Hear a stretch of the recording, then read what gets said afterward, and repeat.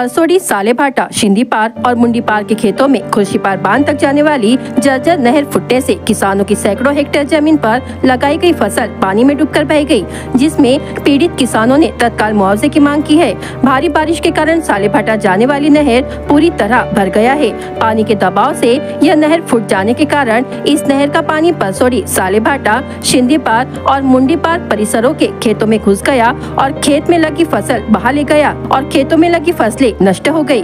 खेत में भूस्खलन के कारण भविष्य में इस भूमि पर खेती करना असंभव हो गया है। पीड़ित किसानों की मांग है कि इस क्षति के लिए सिंचाई विभाग जिम्मेदार है और वह खेती तथा नहर की मरम्मत कराए। किसानों का कहना है कि वर्षों पुरानी नहर जर्जर अवस्था में पहुंच चुकी है। इसके संबंध में किसानों द्वारा बार बार सिंचाई विभाग के सहायक अभियंता से मिलकर नहर की मरम्मत करने के संबंध में ज्ञापन दिए गए थे, लेकिन सिंचाई विभाग के अधिकारियों द्वारा कोई कार्रवाई नहीं की गई। सिंचाई विभाग के अधिकारियों की दुर्लक्षित नीतियों के कारण आखिरकार नहर टूट गई और नहर के बहते हुए पानी ने खेत में लगाई गई फसलों को नष्ट कर दिया। जर्जर अवस्था में पहुंच चुकी उक्त नहर किसानों के लिए सफेद हाथी साबित हो रही है। सिंचाई विभाग के उदासीन रवैये के कारण समय रहते नहर की मरम्मत नहीं की गई।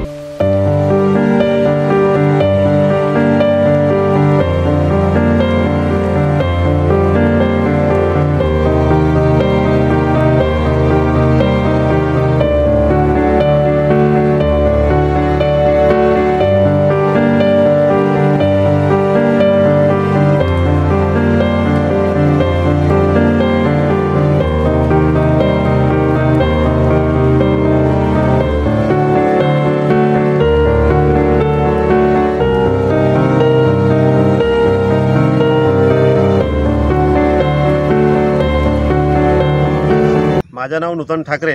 मी पंचसली पाणी वापर संस्था लघु पाटबंधारे विभाग खुर्शीपार याचा अध्यक्ष आहे आणि आम्हाला संस्थेच्या माध्यमातून त्या कॅनलचं देखरेख करण्याचा अधिकार दिलेला आहे। परंतु इथं 10 किलोमीटर कॅनल हे खुर्शीपार तलावाचं आहे, त्यामध्ये 5 किलोमीटर अंतरापर्यंतच ॲग्रीमेंट असल्यामुळे आम्ही तेथील देखरेख करतो।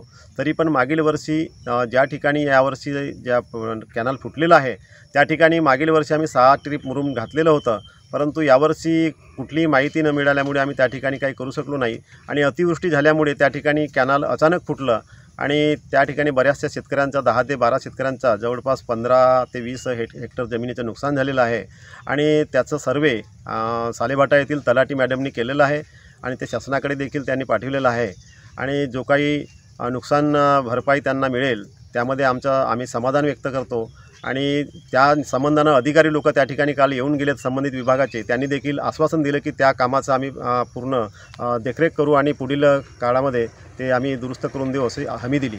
सर, मी तलाठी सालेभाटा कुमारी प्रीती मिश्रा।